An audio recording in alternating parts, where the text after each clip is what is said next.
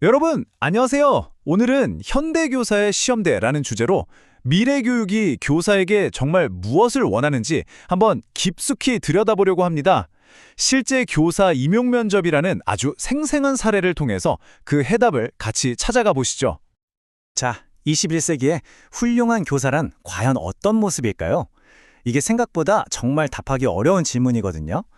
훨씬 더 복잡하고 다층적인 의미를 담고 있습니다. 그래서 오늘은요, 실제 합격자의 경험을 바탕으로 까다롭기로 소문난 교사 임용 면접을 함께 뜯어보려고 합니다. 이걸 통해서 현대 교육이 교사에게 무엇을 기대하는지 그 속을 한번 제대로 들여다보죠. 자, 그럼 본격적으로 한번 들어가 볼까요? 이 면접은요, 그냥 단순한 질문과 답변이 오가는 자리가 아니에요. 이건 뭐랄까? 한 사람의 교육 철학 전체를 시험대에 올리는 아주 혹독한 통과 의뢰 같은 거죠. 그 첫 번째 관문은 바로 이겁니다. 학생 관리 문제.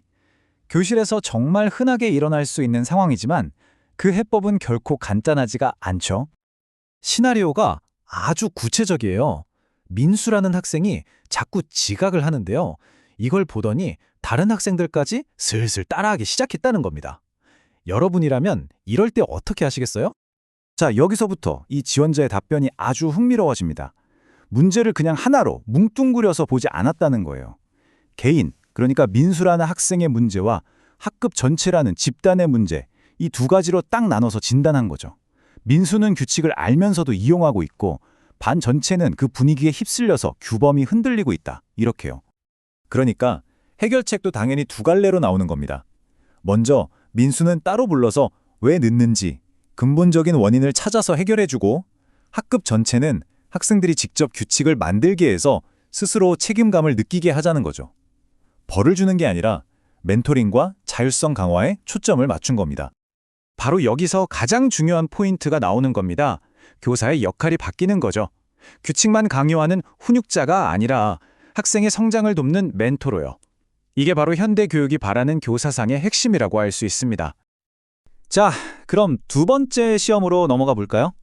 이번엔 학생들이 길을 잃은 상황이에요.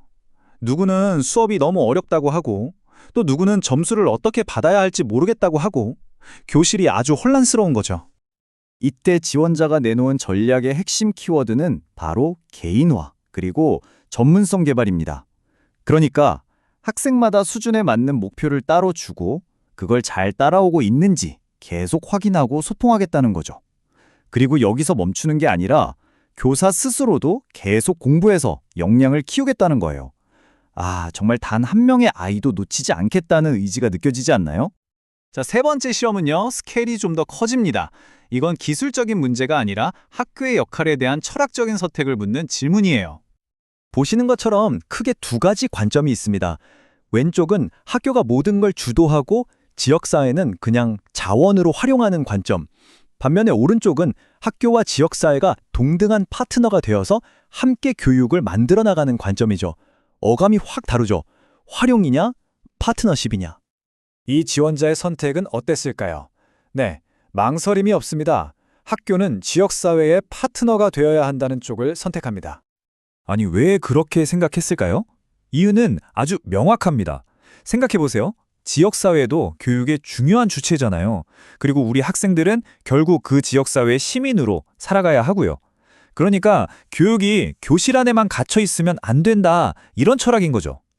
이런 생각을 좀 더 구체적인 개념으로 표현한 게 바로 마을교육 공동체입니다.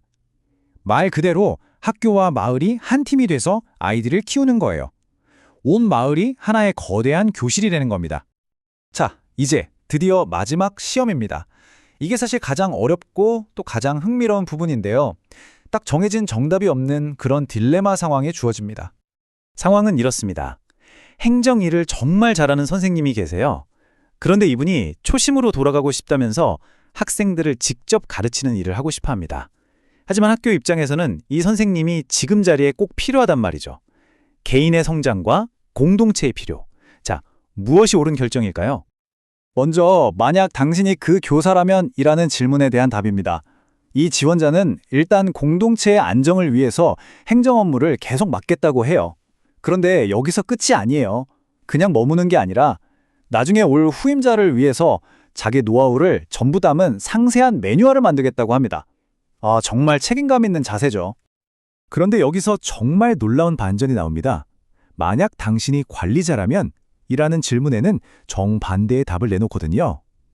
관리자라면 교사 개인의 성장을 우선해서 원하는 학생 지도 업무를 맡기겠다는 겁니다. 행정 공백은 팀원들과 협력해서 메우면 된다는 거죠. 이건 정말 시너지를 믿는 리더의 관점입니다.